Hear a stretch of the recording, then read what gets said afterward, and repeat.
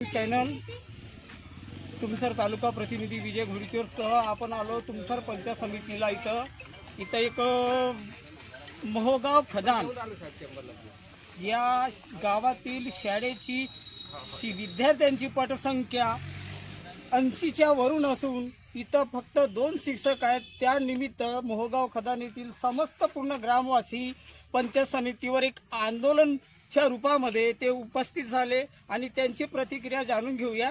काय बोलतात? सर्वात प्रथम विद्यार्थ्याची मागणी काय हे जाणून घेऊया। बोला बेटा।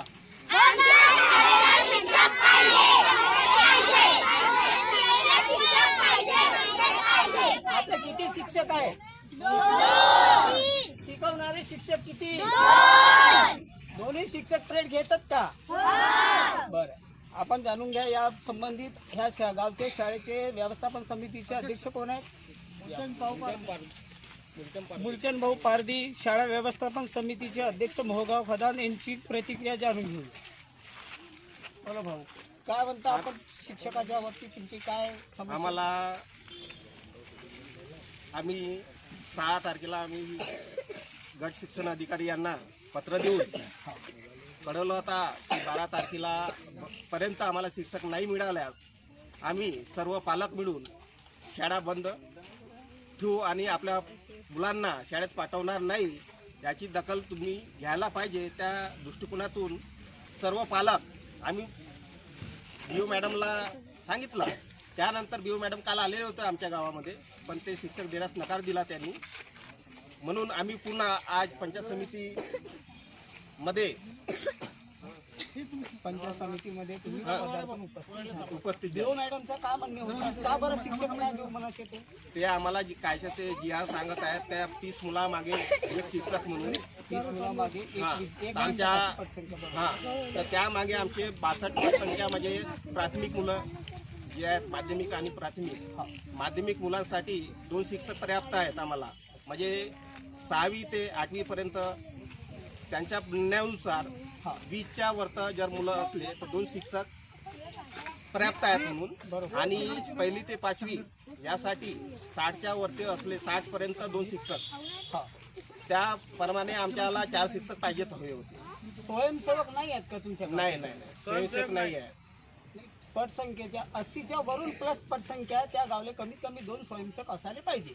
2 शिक्षक आहेत। पण त्यांनी या अगोदर मुख्यमंत्री कौशल्य विकास योजना आमच्या गावी म्हणजे एक स्वयंसेवक म्हणून ठेवलेला होता।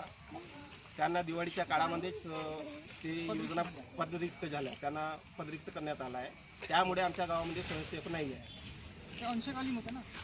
आता यामागे तुमची काय भूमिका आहे? तुम्ही पत्रव्यवहार केलात, कसं काय झालं? काय पत्रव्यवहाराबद्दल माझे आपल्या पत्रव्यवहाराच्या माहितीबद्दल आपले बिस्नेजी, माझं नाव अनिल बिस्नेजी हे थोडक्यात आम्हाला माहिती देतील। बोला सर, काय झालं? माझं नाव अनिल बिस्ने, माझा मुलगा 2ऱ्या वर्गात आहे। मी 6 तारखेला पत्र दिलं होता। पत्रामध्ये असा उल्लेख होता की आपल्या शाळेला शिक्षक कमी आहेत म्हणून आम्ही सीओ मॅडमला एक पत्र दिलं आणि आमदार साहेबाला दिलं। मग मला सांगा, त्या पत्रामध्ये असं लिहिलं होतं की जर तुम्ही आम्हाला 6 दिवसाच्या आतमध्ये शिक्षक उपलब्ध करून दिलं नाही तर आम्ही आपल्या एकही मुलाला शाळेत पाठवणार नाही। बरोबर, तसंच झालं। 3 दिवसापासून मुलं शाळेत जात नव्हती, ठीक आहे। मग याची रिडिंग पंचायत समितीला होती, मग बीओ मॅडम एकही दिवस आले नाही, म्हणून आम्ही या मुलांना घेऊन इथं आलो। म्हणजे ऑफिसला येणार होता असा काय उल्लेख केला? उल्लेख नाही, काल आले होत्या, पण आम्ही फोन केला म्हणून ते आल्या। पण मला सांगा, 2 दिवसाची रिडिंग गेली त्यांच्याकडे की शाळेत एकही विद्यार्थी आला नाही आणि खिचडीसाठी काही चूल पेटली नाही, कोणीच नव्हते। पण ते बी आपला गाव पाहण्याकरिता नाही आले, तो क्रीडा टुर्नामेंटच्या स्थळ पाहण्याकरिता करकापूरला आले।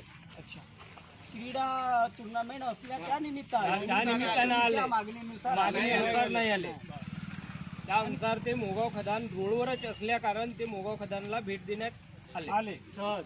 आणि कसं माहिती का, आमच्या पत्र दिल्यावर जसा आम्हाला कुठूनही ग्रामपंचायत मार्फत किंवा पंचायत समिती मार्फत कशीही मदत मिळाली नाही, म्हणून आम्ही काय केला, सर्व विद्यार्थ्यांना घेऊन इथं आलो। आणि हे आंदोलन नाही म्हणता येणार का, याला कुलूप बंदही नाही म्हणता येणार। आम्ही काही जनप्रतिनिधी नाही किंवा आम्ही लोकशाही जनप्रतिनिधी म्हणजे आम्ही फक्त पालक आहे, आम्ही फक्त पालक आहोत। आम्ही राजकारणी नाही, आम्ही पालक आहोत। आम्हाला हक्क आहे म्हणून आम्ही चालू। मी तर एकटाच पत्र घेऊन आलो होतो, 40 पालकांच्या सह्या होत्या त्याच्यावर। मॅडमला दाखवल्या, सह्या दाखवल्या, म्हटलं ह्या सह्या प्रूफ आहे माझ्याकडे, त्याच्या प्रूफ आहे. त्याने ओशी घेतली, पण मॅडमनी एकही दिवशी तर प्रतिक्रिया दिली नाही शाळेत. त्यांचं काम होतं जिल्हा परिषद शाळेत येऊन एकदा भेट द्यायला. भेट द्यायच्या बरोबर. याचबरोबर आम्हाला इथे सरपंच मॅडम सुद्धा दिसून येतात, तुमच्या सहयोगाची सरपंच मॅडम. या मॅडम, तुमची प्रतिक्रिया घेऊ.